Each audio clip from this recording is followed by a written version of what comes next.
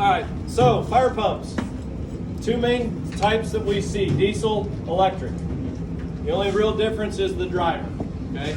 They're designed based on their driver. Diesels run at about 1,800 RPMs, electric run at about 3,000, 3,500. So when they're ordered, it depends on the driver when they're sizing those impellers and getting all that stuff figured out, okay? The day of the fire, we'll start there. Somebody's coming in here. It's like Captain Lamping said, he loves my little quote from that, when you're given that assignment. When you go home, you can tell them, I was at the big fire. You don't have to tell them that you were the guy that got to babysit the fire pump, because it's really not that exciting. It's important. We get critical information out of this room. The two gauges, one on either side of the pump. One's discharge, one's intake. One's high, one's low. We can figure that out, I hope. That high pressure, that gauge, that discharge pressure is an important piece of information. That's what's going on in the building when we walk in. I'm not going to pump any water into this system from my engine until I exceed that pressure. Do I need to? Probably not. Is the pump running? Is everything going well? No need to take over. Okay? There's two impellers at this fire now. There's this one, and there's the one I brought on the fire engine. Which one is in the best place hydraulically to do the work? This one, not mine. Okay? It's designed to be right here. It's got 6-inch or bigger, typically, iron pipe. It's closer to the riser. It's closer to the main. It's got a big. Anybody got 6-8-inch supply line on their rigs? Okay, this one does. Rigid pipe is better than flexible pipe with respect to friction loss. So if it's running, let it run. If I trust it, I might just put my pump in gear and run idle pressure to the FTC. If I don't trust it, because of my knowledge and experience with this building, this engineering department, the maintenance guys here, what color's the tag hanging on the thing, I might match the discharge pressure so that if something goes sideways, I know I'm close and it will be more of a seamless transition. Fair enough? If this thing starts smoking and joking and bad things start to happen, that's priority traffic. Command needs to know that immediately, because that means you could be minutes, hours, seconds away from a pump failure, and that could be catastrophic when there's people on the ends of this pump. Fair enough? Okay. Fuel level. Is that important? Right? If we're here for a while, when I start hitting half a tank, get closer to a quarter of a tank, I better be calling the logistics or the command and say, hey, we need to go ahead and get some diesel. The pump, the tank's coming down. We're getting low. All right, on diesels, priority is cooling water. How do I remember at 3 o'clock in the morning all the stuff I'm about to say? I got to keep the pump cool. Does your car have a radiator? That keeps it cool. Radiator cap, fire pump indicator, index finger. There's a radiator cap. Now I can trace the water.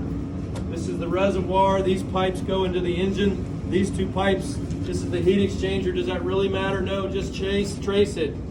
Cooling water. Is it running? There's always a way to visually verify that it's running. It's either an elbow going into a drain and you can see water coming out. It'll be a little steamy. This one, it comes out the side of the building. I can open this and you'll hear it start to flow. If you look, there's water coming out of the wall over there. Wait for it. There it goes. Not a ton. It's only a 1/2-inch iron pipe, right? But it's running water through the cooler right now. It's not enough. You're not going to overcool the engine. There's still a thermostat in there, just like on your car. It takes one of the failure opportunities out of the system. There's an electronic solenoid down here that has to open to let the cooling water flow. If I do that, I know I'm going to keep cooling water running through this engine and it's probably going to be okay. Fair enough? The next one, having some general idea how water's flowing through this room. I can either use my gauges, high side being the discharge, or check valves. There's a check valve up there, there's an arrow on it. So again, my fire pump indicator, I just follow it. It's going towards me, so it's coming from straight up out of the ground. So there's my end, there's my supply. I come over here, it goes back, well this is going this way, this is my discharge side, so there it goes up into the building. Now sometimes the supply comes from above. We have a big fancy new building that does that. But getting a general idea of how water's flowing through here gives us the chance to be in a better position if things start going sideways and I need to troubleshoot, figure out what's going wrong. Fair enough? Okay. The other thing in here, test header. Can I pump into the test header if I have flow issues? Right? That's one of the things we've talked about over the years. From the outside, I identify that test header. Gotta have some double males, or double females, excuse me. I open the gates, but I gotta trace it again. Fire pump indicator. Follow that pipe. There's typically a control valve before the pump on the test header. So now I open this. Okay, it's closed right now, right? Butterfly valve. I open this and now I can pump into the system through the test header. Sorry, I'm wearing a couple of different hats right now, so I gotta make sure this isn't New Jersey. Nope. Okay. What's that? No, if it is, either way. It's not somebody from here saying, Mayday, Mayday, the fire pump is blowing up inside. So, I may have to, typically you do have to open a valve to pump in the test header. Okay? The final piece of this is the controls for fire pumps. Diesel and electric. Okay? One of them will kill you, one of them won't. How do we remember 2 o'clock in the morning which is which? What can I touch? If I touch diesel, what happens? I need a paper towel, right? If I touch electricity, what happens? Not good stuff, right? Bad. Anybody deal with electricity on their side? Or electrician or anything like that? Okay, they can usually validate some of the stuff I'm about to say. The electrical panel, fire pump control units, leave them closed. There's big time juice inside those. Okay? Think about what's the service to your house, 200 amps. Okay? A single electric fire pump, 40, 50 horsepower like in this building, takes about 200 amps to start it up and get it running. And then they don't draw as much. But the size of that panel, there's 600 amp service to that panel. They triple size it. Okay? And that wire goes straight from that panel to the street. No switch, no breaker, no safety, no nothing. It will kill you quickly if you don't play it with it nice. Leave it closed. Another good indicator to remember. See the buttons for controlling this? They're inside the door. So I can open this door. Alright? If we open it, very good. You can see nothing very big. There's no big fat wires in here. There's a lot of little wires, some relays, some little stuff in the buttons. Those electric ones, they've got big fat cables and lugs and breakers, and it's to the point that they've changed. They changed the inspection requirements for annual and 5-year inspections and testing, so that the inspectors do not have to open the electric controllers to do their inspections because it's that dangerous. Okay, leave them shut. All right. I can control it. If I use the big buttons on the outside, I'm not going to break anything. You're not going to burn the building down because you turned off the fire pump too early if you use the big red button on the outside of the box, because the computer's still running. I haven't cut the power to anything. I just used the stop button. Guys have to fight. We have to fight our instincts. If you're not sure what to do, read the instructions. Don't just start mashing buttons. Fair enough? It'll tell you exactly what to do. To stop, press stop button. Oh, no shit, right? Push the big red button, it'll stop. If it still thinks it needs to run, it will turn itself back on. You're not going to destroy the property because you hit the stop button. All right? If you want it to run and it's not running, on the electric ones, there's a green button. Hit the green button. The pump will start. If it stops 10 minutes later on its own, that means it doesn't think it needs to run. Now, it could be a malfunction. If I know I need it to run, I might need to use the emergency switch. I would hit the green button again, get it started, and then close the emergency switch. That emergency switch doesn't start it up slowly.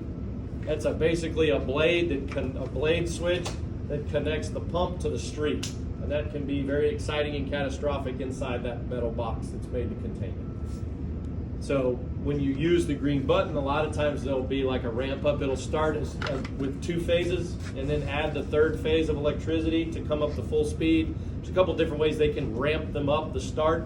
So start it with the green button. Let it ramp up. and then close the emergency switch, and it will not stop until you turn it off. If you stop flowing water, you better be paying attention. Okay. Good other indicator is to make sure there's water dripping on the ends. You ever been in a pump room and there's water dripping through the stuff? Good old school pump hacking, just like on the rigs. For some reason, right, Chief, we used to have to like count the drips. Yeah. Remember back in the day, make sure it was adjusted right. For some reason, I don't know we do that anymore. But same thing, that's what keeps the packing glands cool. So we need that water. We need to be able to touch the pump and make sure it's not getting hot. It will be warm. It will feel hot. But by the definition of hot is if you can't touch it without getting burned, okay, that's the line in the sand. If there's the bearings at the ends are so hot you can't touch them, priority traffic, okay? The other thing is if any of that paint starts to discolor, if you come in and that paint is red and halfway through the ends are starting to discolor and it's starting to turn tan and darken and turn black, that's because it's overheating. It's just that slow rate of temperature increase. The paint won't bubble and flake off. It just, there's one I've got some pictures of that slowly overheated like that, and it looks like you'd sprayed it with black spray paint, with matte black spray paint. It looks beautiful, but it was because the red paint slowly overheated, and that pump got hot and burned up. Okay. A piece of that also is, here's your chance to freelance. When you walk in the room, the first thing you need to do is find the tag and call that company. You don't have to ask anybody. As the battalion chief, incident commander, I promise you I will not be mad at you. Call that number. Tell them, hey, we're at a working fire. And obviously, if it's a working fire, we're at a fire, 400 Della Luna Boulevard on Pensacola Beach. I need somebody. This is a building you maintain. I need somebody here that knows fire pumps and/or sprinkler systems, and I need them here as soon as they can. Because what's their response time? 30 minutes, hour, right? Call them at the outset of the incident. Get them coming. If the boss didn't call and say, hey, go to the pump room, friend, I need that number, do it for them. You're not going to get in trouble, and when the sprinkler contractor shows up, I'll buy you a cup of coffee. Okay? You'll get an award. You'll get the Lammy of the day. So, get the game ball. Anybody got any questions about this kind of stuff? They're all a little different. I've never been in two pump rooms that were the same, but they all met the same standard when they were built. They're all unique. It's just one of those things, okay? If you got one that's weird, take some pictures, send them to me. Make sure you get my contact info, and we'll talk through it and figure out what's going on, okay? All right, anything? Okay, we got plenty of time, so we're not in a rush.